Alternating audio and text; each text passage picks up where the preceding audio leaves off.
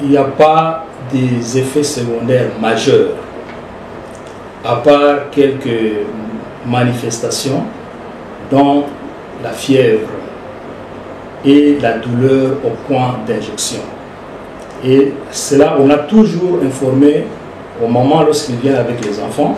Et d'ailleurs, on anticipe en donnant un comprimé de paracétamol aux mamans pour que lorsque l'enfant fera une fièvre, qu'on puisse lui donner juste les quarts d'un comprimé et ça calme la fièvre.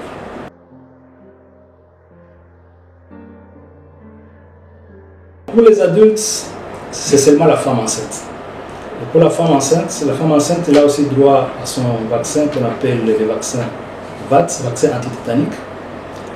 Et son calendrier se présente de la manière suivante. La femme reçoit la première dose du vaccin lorsqu'elle entre en contact avec les services de santé à la consultation prénatale, donc pendant sa première grossesse. Elle reçoit la deuxième dose 4 semaines après la première dose.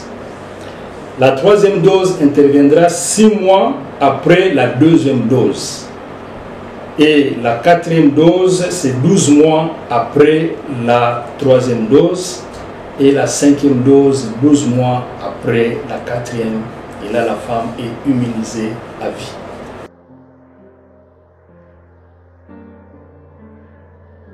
Les pentavalents, c'est les vaccins antitétaniques qu'on donne à tout enfant, garçon comme fille, avant son premier anniversaire.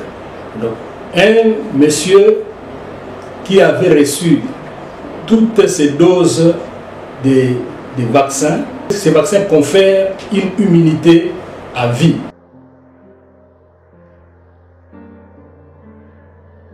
Pourquoi la femme enceinte? C'est la vulnérabilité. Parce que la femme enceinte, elle est vulnérable du fait de la grossesse. Et les vaccins qu'on donne à la femme enceinte, ça protège aussi l'enfant. Parce que si vous avez suivi le calendrier vaccinal, l'enfant ne recevra ces vaccins qu'à partir de 6 semaines.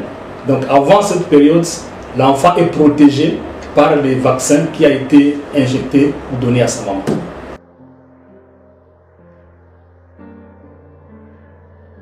Les vaccins vivants atténués, dont les BCG, sont contre-indiqués en cas d'immunodépression et pendant au moins 6 mois après l'arrêt d'une chimiothérapie. Une personne qui était sous ARV, il doit observer une période de 6 mois avant de recevoir les vaccins contre la tuberculose, les BCG. Et nous conseillons de vacciner donc les personnes vivant avec le VIH lorsque la charge virale est indétectable. Ou bien, il y a des cellules qu'on appelle les CD4, soit supérieures à 200 par millimètre cube de sang.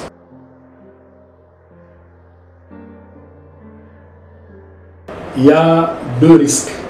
Il y a les risques individuels et les risques collectifs. Au niveau individuel, des maladies comme la poliomyélite peuvent conduire à une paralysie permanente. Et cela dans 1% des cas, c'est-à-dire que pour toute sa vie, il ne pourra plus marcher. Au niveau collectif, un enfant infecté par le virus de la poliomyélite, il risque d'infecter 200 enfants autour de lui. Nous conseillons aux mamans de faire vacciner d'abord leurs enfants et aux papas d'accompagner les mamans afin qu'ils puissent compléter leur calendrier vaccinal. Parce que ces vaccins, non seulement ils protègent la maman, mais ils protègent aussi toute la communauté. Actuellement, les pays, nous sommes en train d'adopter une approche de vaccination à tout contact. C'est-à-dire qu'à chaque fois que l'enfant est en contact avec les services de vaccination, on a mis en place le dispositif que cet enfant, s'il a raté, par exemple, une de ces doses de vaccin, c'est possible de les récupérer, même quand l'enfant est venu pour une consultation curative. Donc nous conseillons aux mamans, à chaque fois quand ils viennent avec les enfants dans les services de vaccination, qu'ils puissent se prémunir aussi de la carte de vaccination de nos enfants. Rue, santé pour tous et par tous.